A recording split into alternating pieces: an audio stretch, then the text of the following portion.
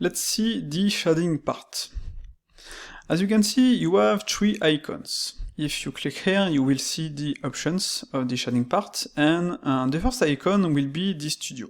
The second one will be Madcap, and the third one will be what we can call a silhouette mode. Just like that. So this is interesting to see your object, etc, etc. Okay? So, let's go to the first one. The first one is the studio. As you can see, you have several studios. If you want, you can go in the Blender Preferences, you will go in Studio Light, and you will be able to install some Studio Light or to create your own. And like that, you will have as many Studio Light as you want. And you can select this one, this one, this one. It's up to you. Install the one you want, and you will have the result you want. After, you will have rotation, here. You can also use the shortcut Ctrl-Shift and middle mouse button to rotate this environment. And as you can see, this is really nice when you have some details. Let's see, I will add a smooth shade on the object. Up.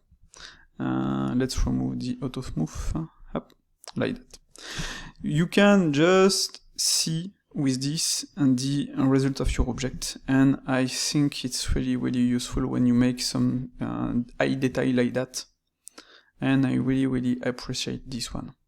So to do this, go in the add-on preferences and Kmap, and you will have the EBL manipulate. You will be able to change it as you want. Okay, so I personally really like it. It's really nice like that. Okay. After, you will be able to use material, object, vertex, etc. You can also change the theme of the background, so you can change the color, up, if you want something different, saturated or not, etc, etc. It's really up to you. Okay. So, after, you will have Madcap. Madcap is the same, you can add as many Madcap as you want directly in Blender Preferences, you can install them and you will have the Madcap here. I personally prefer those two ones, not this one. I really don't like this one. The result is pretty bad, as you can see, you cannot see correctly your object. This one is much better. You can see the difference, in my opinion. Just right now, this one is not it's not great. I really dislike it, but it's my opinion. Do as you want. You can also install other madcaps, etc. Or you can, if you want, for example, use the object and change the color, just like that. It's really up to you. Or you can make single, random, texture, etc, etc. You can also use material, create a material, and in the viewport display, if I recall correctly, change the color here. So you have several options, and it's really up to you.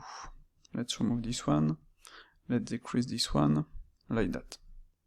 Okay. You also have the flat, same, you can change the color if you want something black, and you will have this. So with those three icons, you can change directly on the fly.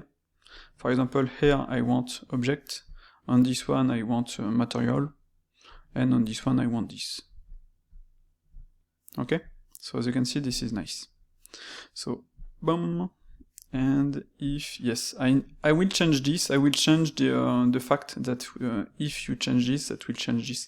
In fact, it's important for some case, but right now I think it will be better to not change the material, object, etc, etc. So let's in fact remove the material on this one, like that. After, if you have several objects, let's see, I will duplicate this object, Shift D, Shift D. You will have a new icon, this is Solo. Solo allows you to, if you select this object, click on it, and see through the other object, like that.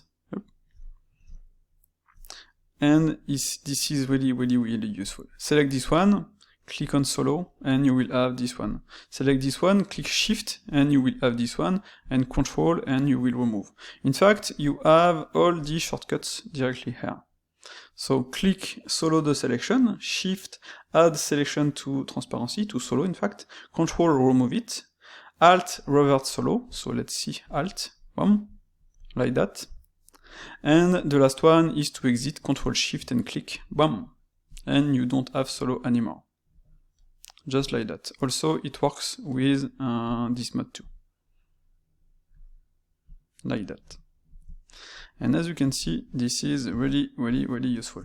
So, I think I will add some other possibilities on the shading part, but just right now this is pretty useful like it is.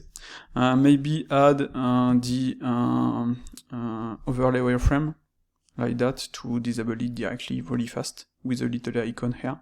I will see this, maybe. So tell me if you like if you have some ideas. Even if it's a documentation, the add-on evolve over the time, so if customers want something, I can add it, and if it's interesting, I will obviously add it. So that's it for the shading part, and of course you will have some options, and I will add some more details here, and you will be able to see this video directly by clicking here.